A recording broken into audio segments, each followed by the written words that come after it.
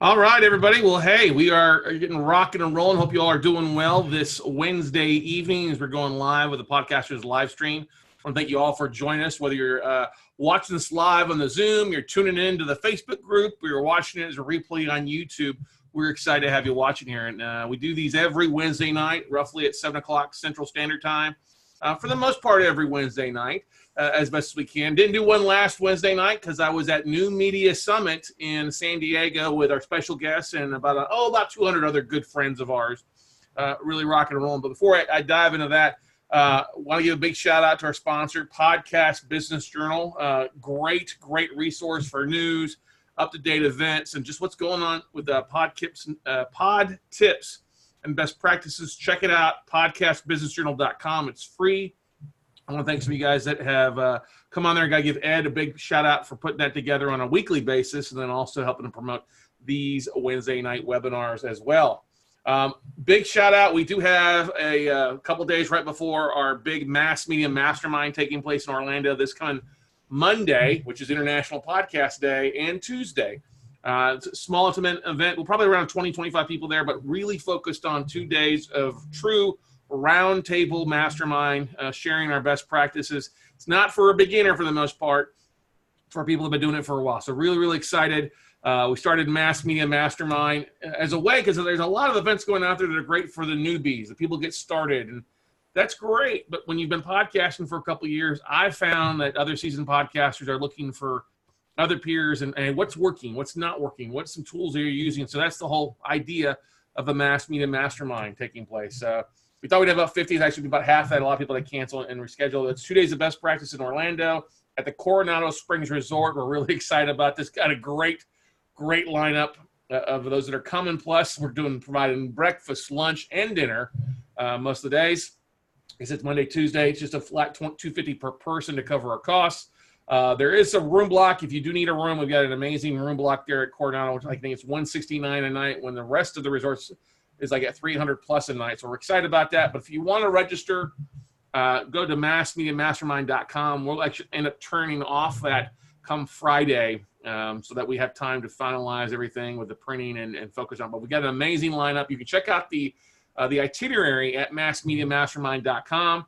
Got some really experienced millions and millions of downloads and listens between those that are coming. So we're really excited about that. But Monday is International Podcast Day. I would love for you to hear what you planning on doing to celebrate IPD. I think this is the 5th or 6th year they've had it. Last year we did a about 12-hour live stream, about 30 other podcasters. I'll be a part of that one remotely, but we got really excited to be spending 2 days. But anyway, many of you here like, Scott, get to the meat and potatoes, baby. It's dinner time. And we're really honored for this episode tonight. And I love the topic, growing into your future podcaster. You know, we all have big ideas, big goals that we want to accomplish. Our podcast is usually a part of it, whether it's to kind of help us with what we're doing, or it's becoming a main focal point of the business that we run. And what you often find, and I hear this from a lot of podcasters, like especially that they ask me, Scott, how do you do a lot of what you do?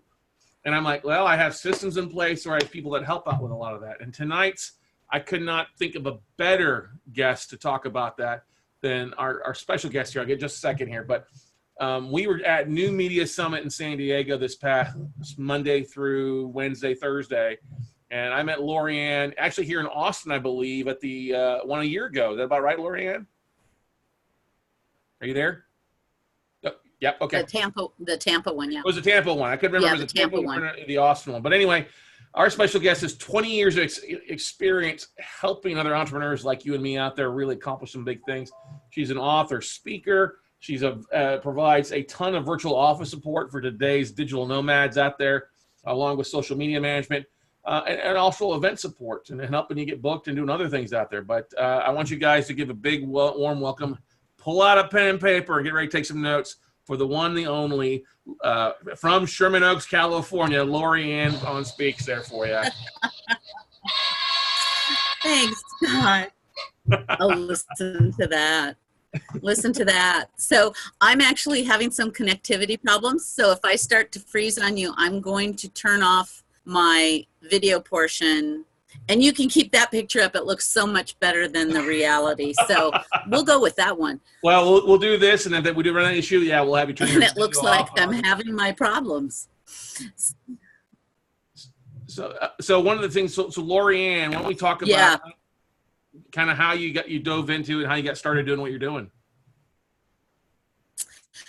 Yeah, for 15 years, I actually worked for a thought leader, a speaker, author. The podcasting has come since I started my own company. So about 2 years ago, she decided to retire. And there I was out in the market at 60 going, holy crap, what do I do? Corporate America doesn't want me. So I started my own company, and I now have 5 women that work with me to support our clients. And I not only have speakers and authors, but I have about 5 podcasters that I support as well. What so we're doing good. There you go. Exactly. Now, doing with what you're doing, what do you? Obviously, there's a transition phase for a lot of people as they dive in, especially if you worked with a speaker for 15 years and stuff like that. What are probably some of the first signs of these entrepreneurs and digital nomads that they really need to start bringing somebody on to help them out with things?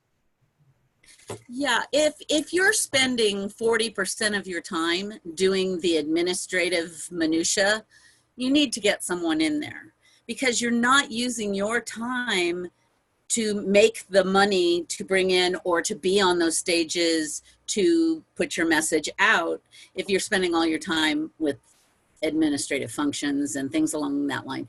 And to be very honest with you, those probably aren't your strong points anyway.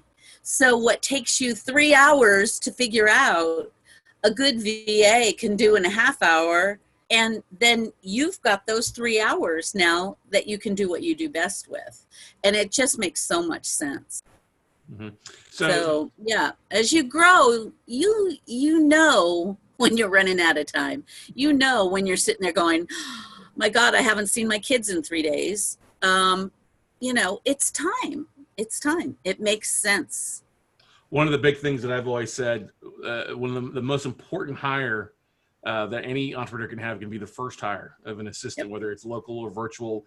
And that's if you want, and I always joke with people too, and it's not really a joke, it's true. If you want to make 6 figures, hire an assistant, right? Exactly. So true. As a matter of fact, one of the people that was at New Media Summit, Melanie Benson, had told me that when she hired her first virtual assistant, she went from like $1,500 a month to 6 figures by the end of the year, because she wasn't trying to load up something, internet wise. And I've done the same thing. I mean, I realize that there are technical issues, as we will find out tonight as I'm going in and out, that I'm not that strong in. So I have people on my team in their 20s, thank you very much, that just roll their eyes at me and say, here, Mom, let me fix it. I'm everybody's mom. I was even my boss's mom, who was 15 years older than I. So it's just the way I am. Right. Where do you see, and best thing, so we talk about technology and loading things up, but where do you see the biggest drain being on people? Maybe what do they have the hardest time of letting go? Because I think it's one of the biggest things is that you have to learn how to delegate and teach people a little bit about what you're looking for and expecting to get done, right? Right. And it depends. Each client is a little different, because some are technically brilliant and love the production part of the podcast and love to do the cutting and editing and whatnot. If you love it, keep doing it, because you really need to love what you're doing. But if it's something you hate, then spend your time doing the things you love and get a production person in. If it's the social media postings and having to, be present in all the different platforms, and depending on your podcast may depend what platform you focus in on, but in all reality, you should be on all platforms. And that means Pinterest, Instagram, Facebook, LinkedIn, Twitter. And And I actually love doing that. So that's kind of like the area that I take over, which I would have never said 5-6 years ago, because my first reaction to Twitter was like, I don't care what somebody's having for lunch today, because it started with all these stars doing their thing. Well, now business is being done in social media, and you have to be in there. You just need to play the game. Mm-hmm. And, if you have things that are coming up that you can say, hey, to your VA, let's get some posts going, whether you have Buffer or Hootsuite or whatever your preferred posting platform.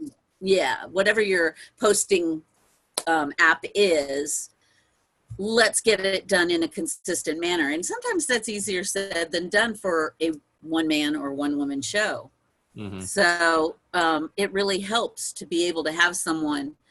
I have a very, very prolific writer who has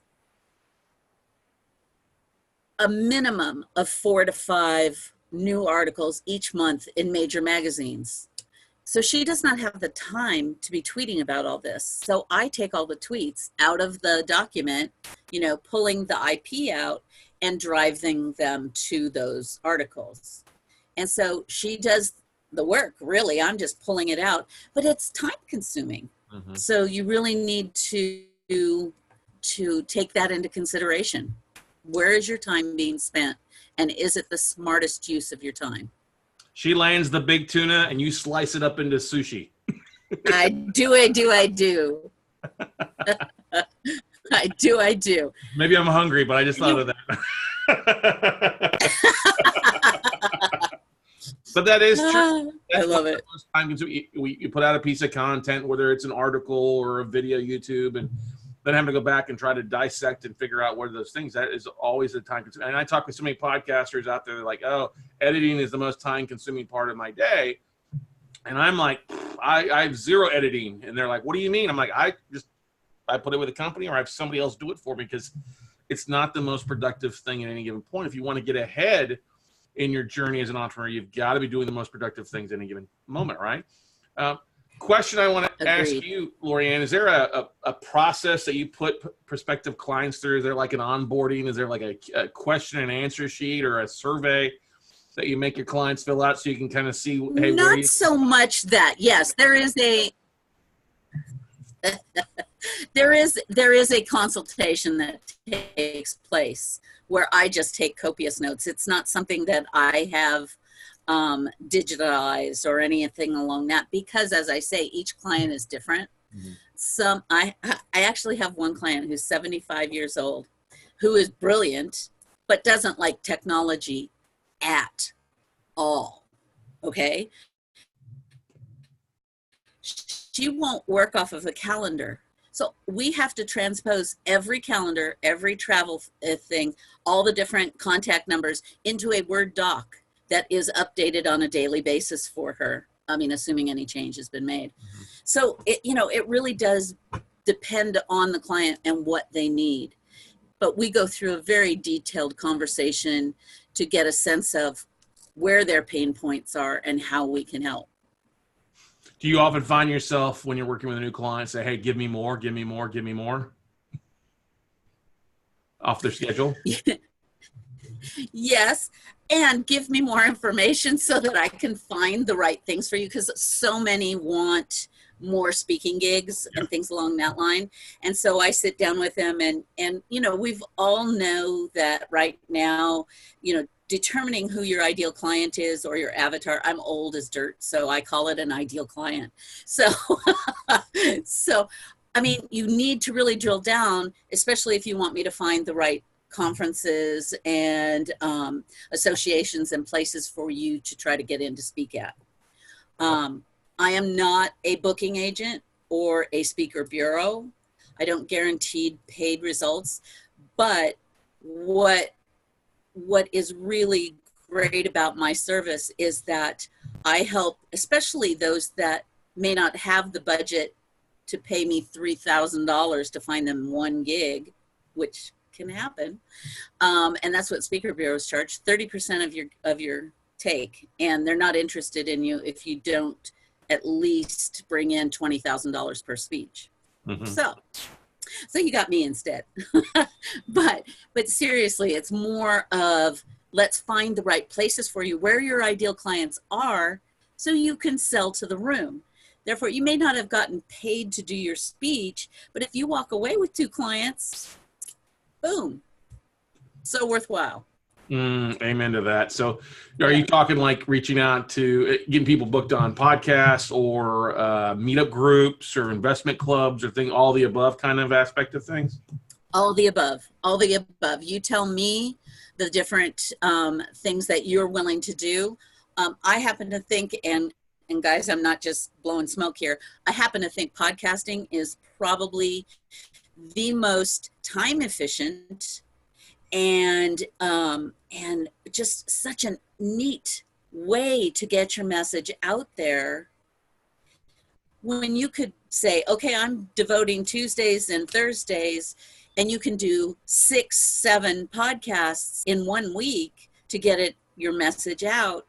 That's a no-brainer. Instead of going to a conference where there may be 150 people, that it takes you 3 days, 2 days of travel on either end, and then all day at the conference. That's exactly. You have to kind of look at those things. But if you say, hey, Lorianne, I really want to get, I'm sorry. No, go ahead. You're good. You're good. Oh, I was going to say, if you have an idea of like, oh my God, the conference I want to get at is ABC, I do the research to find the right person to get you in touch with. So it's really the legwork that you need done. Mm-hmm. Well, that's the thing. It is, a lot of people don't have time, and that's the thing. I'm actually going to talk with you about that when we wrap up here, either today or tomorrow, about doing a little bit of that for me on my end, if I could use that. Okay. Cool. Because I think it's an important thing. Are there any tips you'd like to give somebody out there if they're looking for some things they should have as kind of in their repertoire or on their resume or, yeah, very honestly, and Scott's going to roll his eyes at me right now, but on my website, which is www.LVS, my initials, consultingservices.com, on the homepage is a downloadable white paper called The Top 10 Ways to Get Massive Growth in Your Speaking Business. It is absolutely free, and watch, he's going to roll his eyes. You do not have to give me your email to get it. There is no ClickFunnels. There is, it's a karma thing as far as I'm concerned, because I hate getting the 750,000 emails afterwards. So this is a karma thing as far as I'm concerned. Just go ahead and download it. You'll see what I say are the top 10 ways. And depending on your level, there's a couple that make sense and a couple that don't. But, and then if you need help doing it, you can reach out. So once again, is the website ldsconsultingservices.com? Correct. I'm putting that in the chat roll so people can go directly there. Thank you. No problem. Hey, I get it. Hey, there's nothing wrong with some karma going out in a giveaway there. Totally. Because you don't want to deal with a dead wood that's not going to hire you. You want to deal with a real people that can help you. And for me, it really is about those. It's about those follow-up emails. I don't have a ClickFunnels. I do not have the additional steps are just the packages that I do offer. And we can start as low as 10 hours of work so that you can get a sense of what we do. So it's a very minimal, investment to see if we're right for you. And I think that's really important to do with any VA that you hire. If it's a $10 VA, you need to give them a small project. Be very clear in your communication of what you want when you need it, and give them all the communication and the information necessary to be successful, because sometimes we set those VAs up to fail because we've not given them all the information that they need. But start with a small project. It really gives you a sense of, is this someone I can work with? Mm-hmm. And 10 hours is good. Not 2 hours, not 5. 10 hours, I think, is a great time because that gives them a project to pull or to schedule, to reach out, stuff like that. Right. And honestly, you've got to give feedback too. I think is one of the most important things too. It's critical to see exactly. Right. Yes, because if it was like 80% there, you give the feedback, and you've probably got a good person on board. If it's 40% there, you may want to say, okay, well, we'll give you one more shot at this. This is what's missing. But I'm a big believer in taking your time to hire, making sure that you've checked references. I really think, and this isn't, again, blowing, tooting my horn, but I think you need to find people that have worked in your industry, whether for you that's, real estate and a note closing and things like that have maybe, an escrow-y kind of type person that understands the lingo will be huge. And yet there's many women and men that are doing the administrative functions in escrow companies that could use the extra VA help. So that could be a real win-win place to look for you. Each podcaster has a different, topic. So what are some of the most interesting things that you've done for some of your clients that are kind of outside the box, aren't the normal, bread and peanut butter and jelly stuff? What are some of the different things? Well, I'm actually helping someone right now actually put out a full magazine, a monthly magazine, which has been fun. I do all the proofing. I even write a monthly column myself. So that's been really a fun thing. I'm working with another client who wanted to do a collaborative book. I just had a book go number 1. It's a collaborative book. I only wrote a chapter. Although from that chapter, I am now writing a book, expounding on that topic. But I'm helping her create this collaborative book in the sustainability, green, recycling world. So, those are fun things, and I love all my clients because I learn something new from each and every one of them. I'm a big believer in, if you've got a book, I want to read it, especially if you want me to tweet for you, because I need to understand your voice.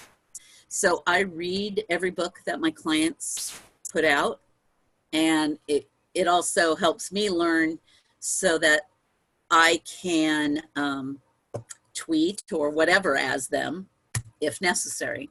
Right. And the proper keywords, the proper hashtags that are going to drive those conversations, because because you know what they're saying, but the whole book. So that's a huge important thing to understand the wording, the lingo, and the language and maybe even some of the slang that we use in each field of work out there, right? All the SEO kind of stuff. Yeah. All the magic stuff. Yeah. Good stuff. So it's 10 hours usually the minimum that you require to work with somebody? Is that per weekly, per month, or a project? It can be a project. I say it needs to be finalized within 2 months because I don't really want to have stuff sitting on my books. So I will give them up to 2 months based on that, just because some only want you to do a little bit, and I want to give them the full 10 hours. Right. So I do have it extend over a 2-month period, but that's it. Do you see, I would say, I would probably be willing to bet that if somebody's using 10 hours in a monthly basis, they'll probably see the effectiveness of it and start growing that and adding on to that hourly quite a bit over time. Do you see that happen quite a bit, Lorianne?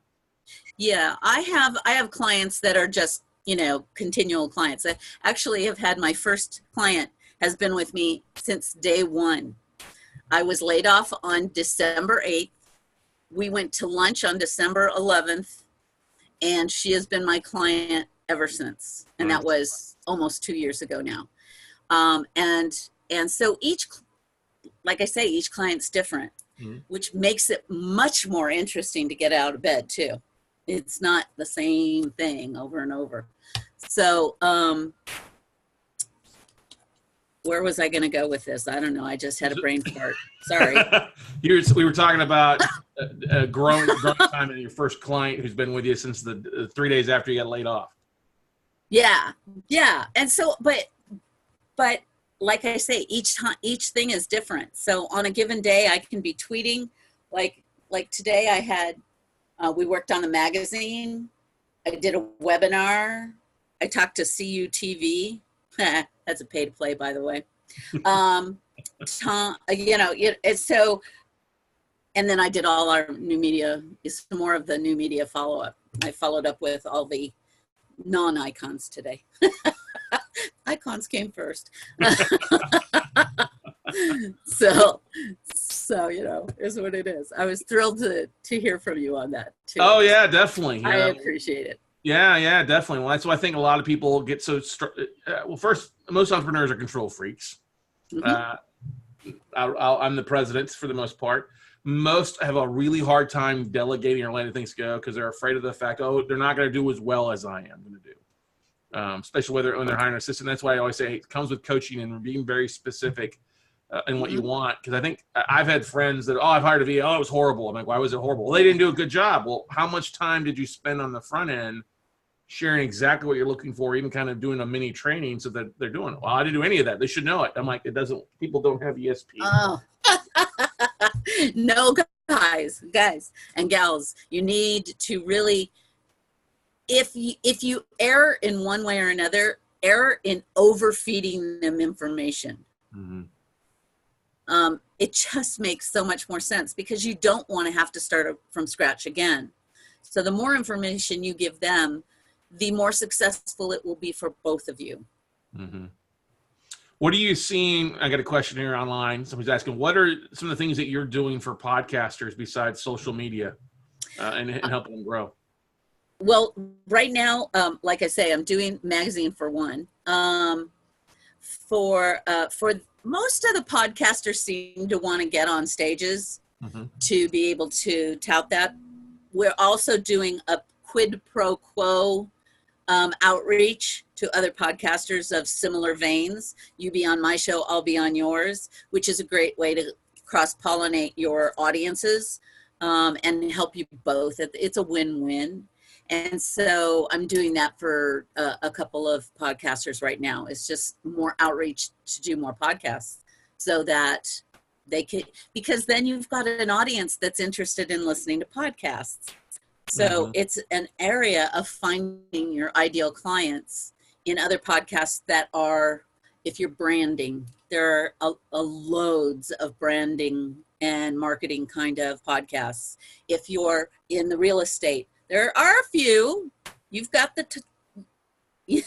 you niched down beautifully, but your people are very much dedicated to listening to your program, which is huge. So if I had a real estate guy that wanted to get on a podcast, you'd be one of the first that I would go to and say, hey, Scott, have you thought about this avenue? Would you be interested in doing that? And he'll have you on your show, So it's really just a matter of reaching out and doing all the legwork and the research because there are 700,000 podcasts out there. So, yeah, there's definitely a lot of us out there, but I think I found there's like 600 real estate investing podcasts total, and that's brilliant. It is, and only half of them have done an episode in the last 6 months, which is kind of funny. So, I think it's still a great market, as we were talking about in San Diego, whether they've got 20 downloads an episode or 2,000 downloads an episode. Being on those other people's podcasts is just like an audience. But you said something brilliant. You don't have the days of travel. You don't have to hang around for 8 hours to get your hour speaking spot or 30-minute speaking spot. You have the ability to do it from anywhere and really kind of bulk record or bulk guest if you can organize it effectively. Exactly. Right. And you can do so in your shorts and flip-flops. Yeah, exactly. I mean, you don't have to wear nice. You could be in workout clothes, whatever, No, exactly. And it's funny because this does have the video to it. I always say that I have the perfect face for radio or for podcasting. Just give me the voice. I'm fine. I sit there and I'm like, because I'm too animated, I think, I think animation's a great thing. Speaking with your hands and face, I think that's versus just the audio. Yeah. What's a big mistake that you see with people trying to get booked on shows? What's some of the things that people have maybe shared with you that they've done that didn't work, that maybe you tweaked or did something different to help them overcome that? Well, and we talked about this at New Media Summit. Just don't go and do the research and just say, oh, he's got a show, let me just reach out to him. Listen to the show, get a sense of, do you really want to be on the show?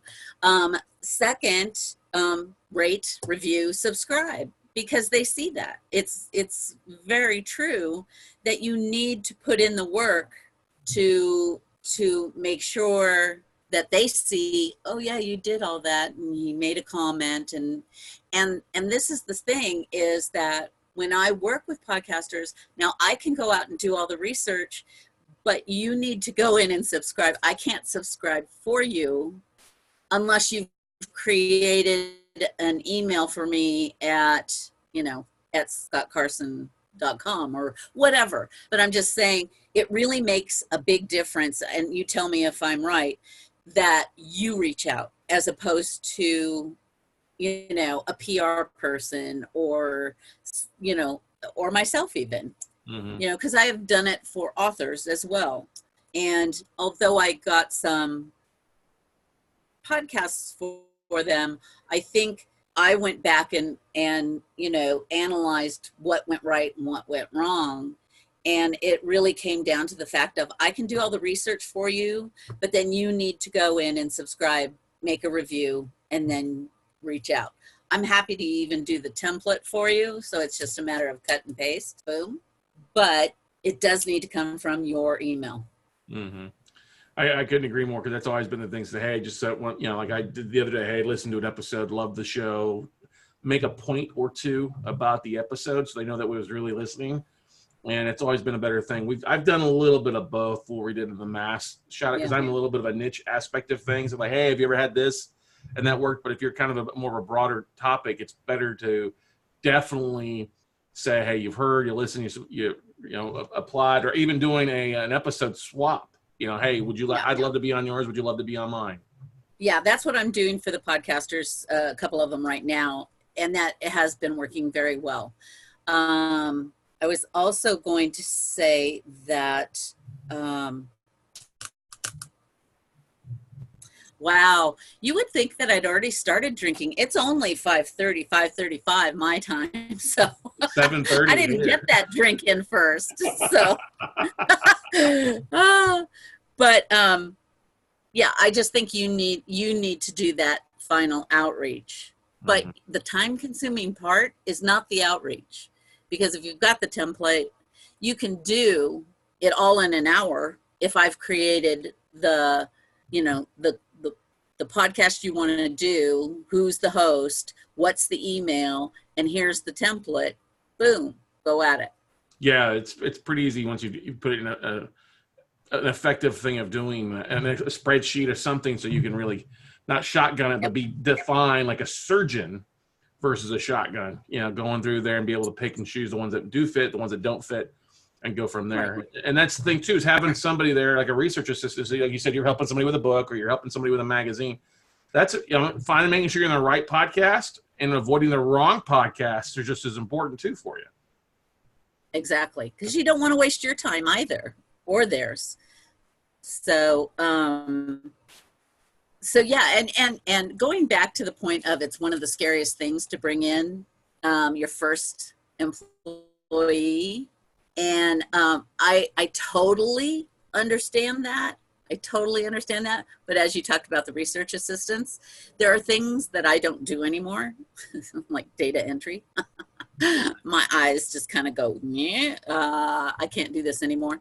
Well, but that would be something you could hire someone very easily on Upwork or Fiverr to do, something that's very basic data entry. Exactly.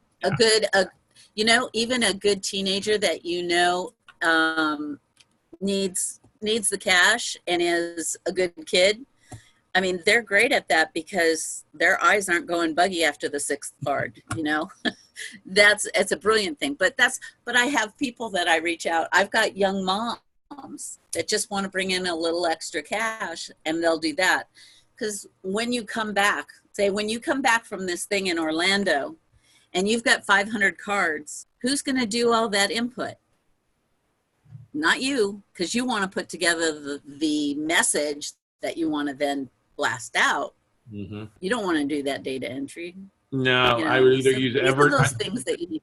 Yeah, I've either used Evernote for that to happen on my phone, scan it and does it, or taking it and finding the printer, scanning all those, and then emailing that scan document to my overseas VA, who would do that for $4 or $5 an hour, which is great.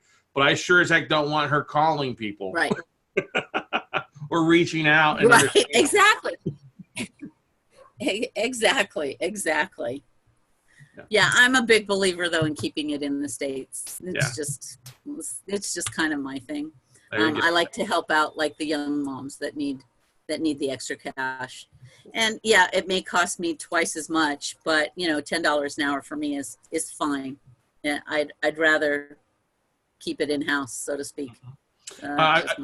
Exactly. I want to pull up your website so people here, because I clicked on it, link there, it takes it over here so everybody can see. We got the home site there. Where did you say where on here could people find the just scroll down. It's on the homepage. And guys, there it is. Right there. Yeah, if you scroll down, you'll just see there it is, right there. Yeah. Go up. Boom. Yep. There. Just download it. Yep. See, you don't even have to put in your email. There we go. It's just there. And then people can click on here, see the different services that you work within. Awesome. Yeah. Okay.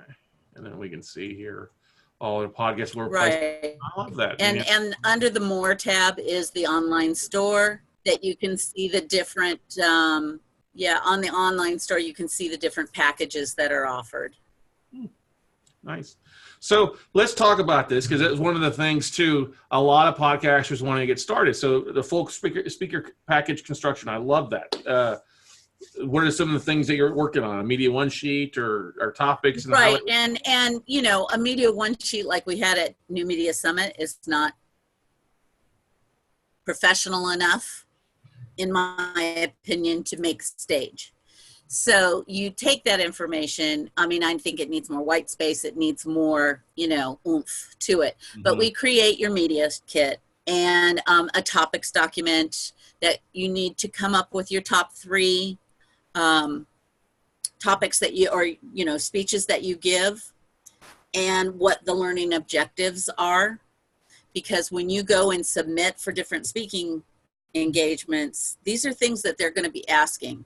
And so I like to create it all up front so that when you say, oh, perfect, now let's go take 10 hours to submit, I can do so much more because I've already created the documents to cut and paste in because I know what they're going to ask. Yeah, you've got the guns and we've given you the ammo.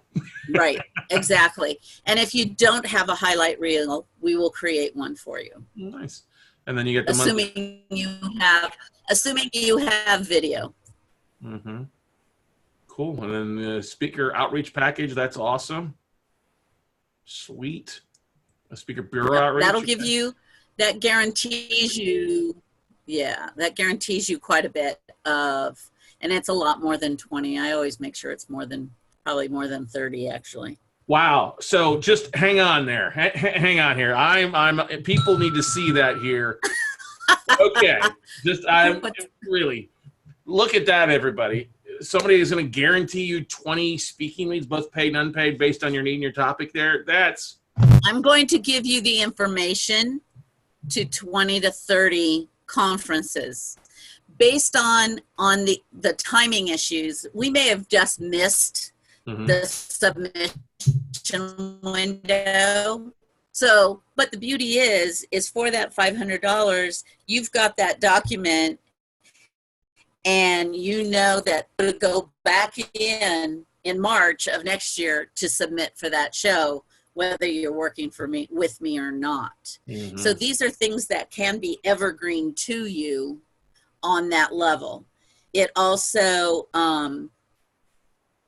it is primarily unpaid. I want to be very clear on that. Although there are a few that are paid or honorariums, things along that line. But what this is guaranteeing is finding you those conferences where your ideal client will be. Mm-hmm. Or also getting you out there too, so that you can build a bigger, better speaker reel. Did I lose you? No, I'm here. Hey, can you hear me? Check. Hello? I'm here. Yes. Okay. It's like, yeah, I'm here. Right. Well, what I was saying is that it's kind. I mean, if you're brand new to this is a great way to get the stuff started, and then your speaker reel and your media one sheet and your expertise will grow over time. I mean, I speak at places now that I didn't have the opportunity to speak at 10 years ago, and I'm speaking 10 years ago. I'm speaking at places I wouldn't be speaking at now to help me grow my audience and grow my time and grow that from there. So that's the beautiful thing about it. It took hours and hours and hours for me to try to find that. And that's one of the most beautiful things. I love that. So Speaker Bureau Outreach. Sweet. Good. And this is for someone along your lines where you're bringing in, say, a 10,000 plus on your speeches. Mm-hmm. And those that actually speak to corporations. Mm-hmm. This is an outreach for that level of speaker, because the speaker bureaus it's a passive kind of setup in that they're not out touting you, but when a corporation or anyone is actually looking for a speaker, the first place that they really go to are speaker bureaus to get a sense of who are the top people. And then they also look at their budget, but they'll sit there and go, ooh, that Scott Carson guy looks kind of interesting. And then they call you on their own. Mm-hmm. So you might never know that it came from a speaker bureau. And the other side of it is that a speaker bureau may go, ooh, yeah, we really want to add you to the roster because you, Scott especially, have a unique topic that there probably aren't a lot of speakers that are represented in that field. Even if they don't, though, don't tell me that they don't have everything that I gave them in their database. So if someone says, no, that's not, I'm really looking for a notes kind of guy. I'm looking for this. Oh, yeah, we have just the person for you. I assure you. So it's a good thing when you've reached the $10,000 mark. Right. Because they really won't look at you until you reach that level. No, that's the thing is that you got to build that. It's like getting drafted. You got to play an A ball to double A ball to triple A ball before you make it to the major. Exactly.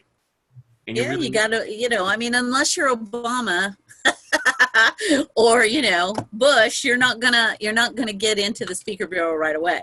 But those guys, they can bring in $150,000 a speech, of which that speaker bureau gets 30%. So it can be a win-win definitely there, because if it's if you don't have to do the searching and you're on file with them, like your resume's on file and going from there. So that's really good stuff there, the packages. And I love their website. It makes it really easy to set up. So if people want to set up a consultation with it, just go straight on here, email, and hit sign up for you, and you schedule some time to talk with them. Did I lose you? Yeah, or just give me a call. My email, my phone number's in there all over the place. Cool. Good stuff there. Good stuff. Oh, did you? I'm here as far as I'm concerned. I got you. It was just a little delay there. We're good. We're golden on that, which is good. Yeah, sorry about that. No, it's okay. It's good stuff. And I guess the neighborhood is all home from work. They're downloading their news or playing their games on Xbox or whatever. We have that happen here quite a bit. So this is good stuff there. I love it. Any questions from our listeners? Let's see if we have any other questions on Facebook here from people. Let's see here. Pull this up here. I had it up a second ago and just closed it out. Perfect. Okay. Oh yeah. Okay. Awesome. What have you seen as the average speaking compensation and fee you've seen some of your clients get and obviously depending on minimum and also kind of the highest you've seen with some of your clients achieve. Right. Well, you have to understand, I do have clients that are in the corporate leadership space, and my boss was charging 25. I know people, hitting 50 and more per speech. Must be nice, huh? But really the average is probably more like anywhere from 1 to 5. If you're under 5, you're in most people's budget.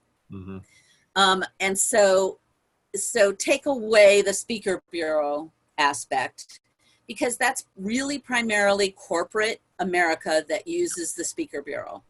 It is not the people, because they know that the speaker bureau is not going to go out and look for them for a $5,000 person either. So keeping it under the $5,000 mark actually opens up your opportunities immensely. However, if you have the reputation and the credibility and, are well known, that's something that we could discuss. I can't overall say. Yeah. So what would you say? Somebody started a podcast and looking at speak. What are some of the things that they need to be doing right now to help better themselves in the long run? Oh, get on social media. I mean, it's all about getting out there so that your presence is out on all the different platforms, because you just never know what may hit and what might not. It is, and it kills me to say this, but business is being done in social media, and the times are changing, and you just got to change with it. And seeing as though you're in a genre that is new and growing, embrace that social media and get on there. There we go. And post consistently. And here's a piece of information for you. It's actually one of the first things that I talk about in that free white paper. Who is it you want to be? Who is it that in your lane is the icon, right? You start following them on all the media platforms. And if you can make an authentic and intelligent comment on their posts, you will not only be seen by them, but their sometimes hundreds of thousands of followers. So it's a great way to get your presence raised as well. So follow those icons and make intelligent comments. I love it. Guys, gals, I just take Lorianne up on this. Reach out to her if that's something you want to do. Pick up the phone, give her a phone call, get started. I mean, I talk to so many people like, oh, I can't get everything done, especially a lot of people that are working still full time and trying to do this in their part time. Hey, look, it's well worth it for you to bring somebody on. I guarantee most of you are spending more than what she's charging in coffee on a monthly basis to help you out there. So. And here's something for your listeners. If you are just getting started and, you just don't have the bandwidth to pay my fees, which I think are pretty darn reasonable, but I do consult. And at $200 a month, I will have a half-hour conversation each week with you to keep you in line to get the things done to get ready to hit it. So it's like, let's talk about, okay, you send me your one sheet as it stands now. In that half-hour conversation, we'll go over it and go, okay, this is what you need to add, blah, blah, blah. So, I mean, it's a really easy way to get started and understand what I have to offer. And you can whip them into shape and be their accountability partner. Sometimes that really is up to you. Good stuff. Lorianne, thank you so much for taking time on your busy schedule to be on the Podcasters live stream here. Great stuff. Hopefully you guys that are watching this or listening to this, take her up on it. If that's something that you want to do speaking wise. I haven't had somebody help me out with my speaking stuff as far as booking, and I need it. And so I will be reaching out to you. Definitely. We'll schedule a call next week and get on the horn. All right. So perfect. Thanks, Lorianne. Have a great evening. Thanks for the opportunity. Anytime, dear. All right, guys. Gals, that's going to wrap it up for this episode. Take advantage of this. It's something you want to do. You know, set yourself up. Hey, I want to do this in 12 months. I want to do this. So as we're getting into the last quarter of the year, start setting some goals and start working with Lorianne. She can help you get you prepared so you're running out of the gate come the first of the year, make 2020 more profitable than it's ever been for you before as a year. So go out, take some action, everybody. We'll see you all at the top. Bye.